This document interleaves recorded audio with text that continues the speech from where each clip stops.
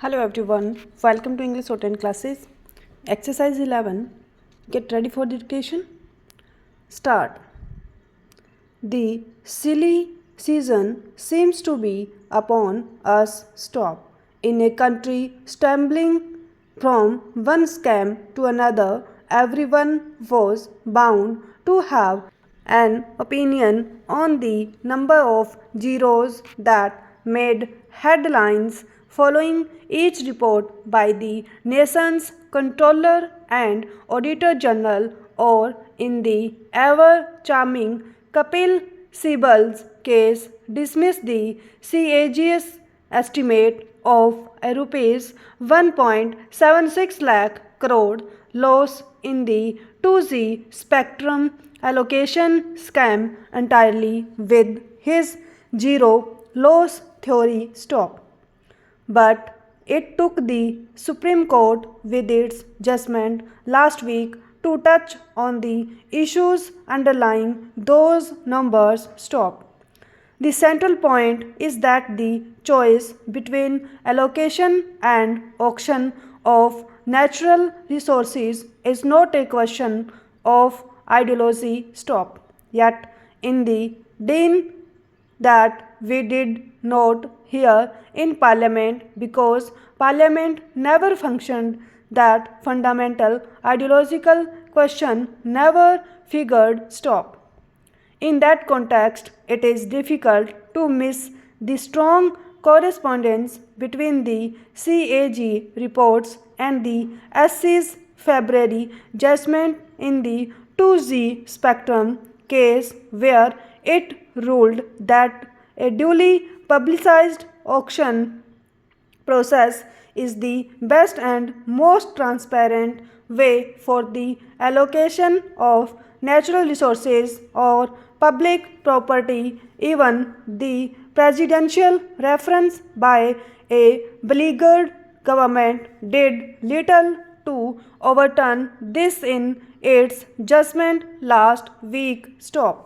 The only difference between the CAG and the SC had been that the CAG, true to his profession as an accountant, had focused on revenue maximization. Stop. The SC, for its part, on both occasions has focused on the process. Stop.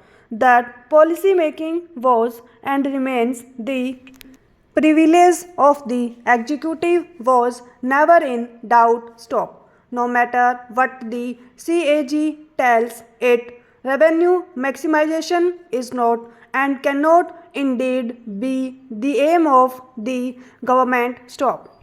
However, that still does not give the government the mandate to allow committees and cabals to decide upon allocation. Stop. But the SC has held, even post the presidential reference, is that for any policy regarding the use of natural resources, the adoption of means other than those that are competitive is most likely to be arbitrary and therefore against the fundamental rights guaranteed under Article 14. Ultimately, policy must ensure that any process of selection must not only be transparent but should also demonstrably be seen to be so. Stop. The history of post-independence India has been of a nation state that has lived in a deep and almost pathological distrust of market forces. Stop. This distrust repeatedly strengthened the executive and allowed it the dominant role in licensing, permitting, and allocating. Stop.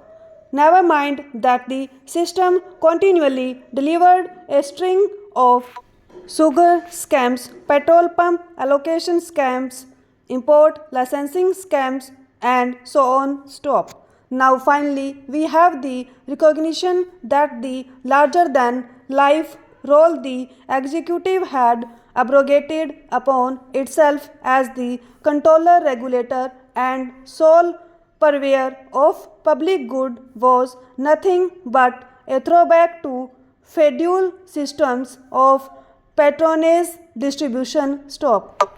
The executive cannot be a self-appointed interlocutor deciding upon the apportionment of public goods since it is institutionally incapable of fulfilling that role.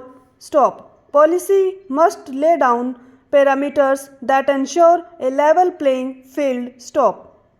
ये dictation आपको easy, medium, hard कैसी लगी comment में बताएं।